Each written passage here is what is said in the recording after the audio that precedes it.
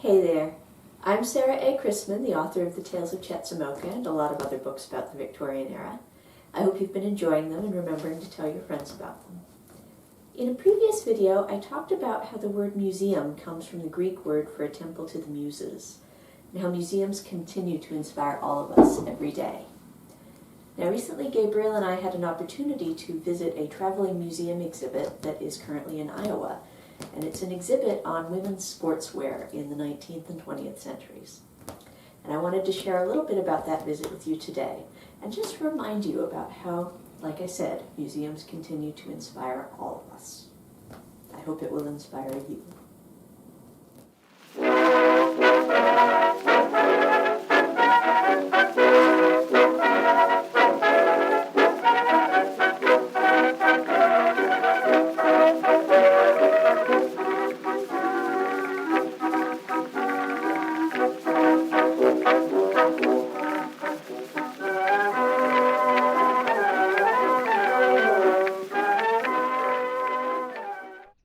Authors receive our inspiration from a large number of different sources. The most obvious of these are other writers who've gone before us. As the 18th century savant Samuel Johnson famously said, "The greatest part of a writer's time is spent in reading in order to write. A man will turn over half a library to make one book." It's inevitable, and part of the magic of books, that the books we read become a part of us. We converse with a multitude of authors in our thoughts, debate their viewpoints with our own, and bring a whole host of experiences through the ages to weave into our own tales. We work these into our own knowledge and experiences to create a story uniquely our own. It's often hard to say exactly where the idea for a specific book came from, because every day we're gathering together thoughts and experiences to contribute to our storycraft so that we can breathe life into our ideas. Museums are particularly special places to find the inspiration we need. A museum is quite literally a temple to the muses, a sacred space to worship beauty in the form of art and history, and in return to receive divine inspiration. When Gabriel and I learned of a traveling exhibit that's currently on display at the Figge Museum in Davenport, Iowa, neither of us had any hesitation. We both knew we just had to go see it. The exhibit is on loan from the Fashion Institute of Design and Merchandising, and its theme is Sporting Fashion, Outdoor Girls 1800 to 1960. The round trip to and from Davenport took a total of 9 hours for us, but the exhibit was well worth the trip. Showcasing fashions in outdoor women's wear from the full 19th century and the first half of the 20th, this wonderful exhibit had some particularly fine examples from our favorite decades of the 1880s through the 1890s. Since my Tales of Chetzemoka series revolves around a cycling club, and the books just reached the 1890s when safety bikes became all the rage, naturally I took a particular interest in the ladies' cycling outfit that was on display.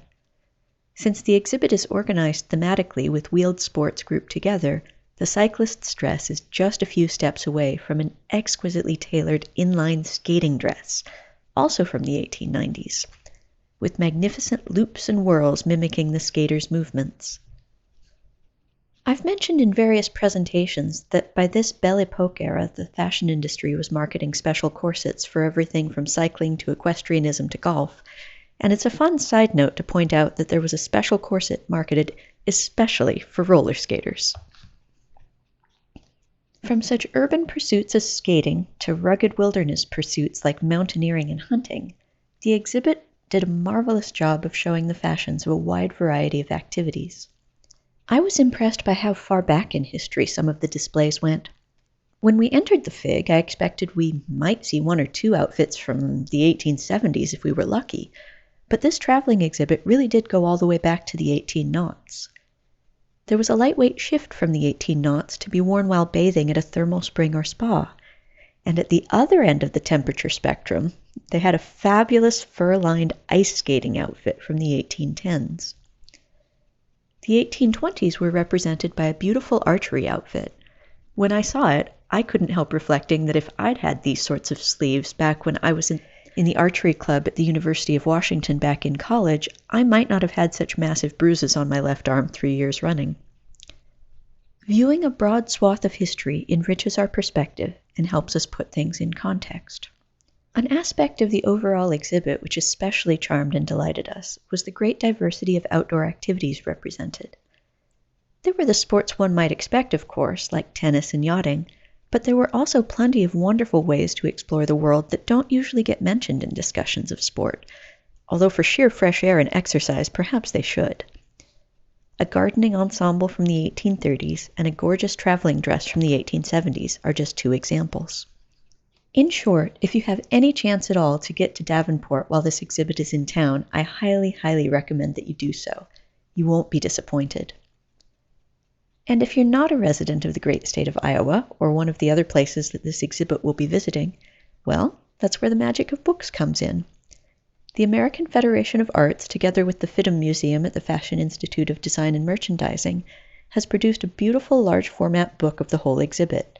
So if you can't make it to Davenport, remember that you can still open a window to this world by opening a book. Any girl looks good in summer, in summer, in summer. Each new one you think summer, you forget the one you met last time. Everything is grand, blue moonlight, the moonlight, the June light. So in December, I like the little girl that's in it, I confess. She's just about my size, you see. I like her golden hair. Like her roguish hair. Love that baby stare. She's got me hip. She's got me grip. She's got me nearly off my dip. I like the hat, I like the dress, but what I'm after, I confess, is the girl is it in the dress.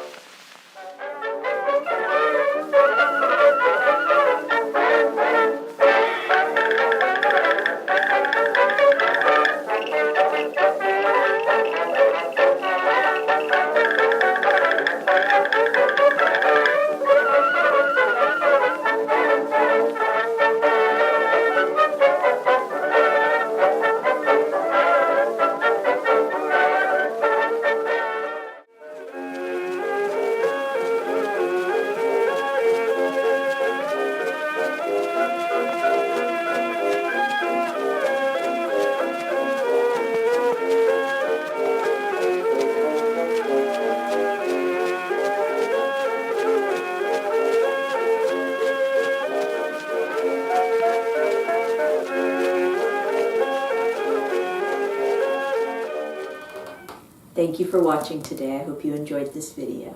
If you did, please remember to give it a nice thumbs up, and don't forget to tell your friends about my books. Happy reading!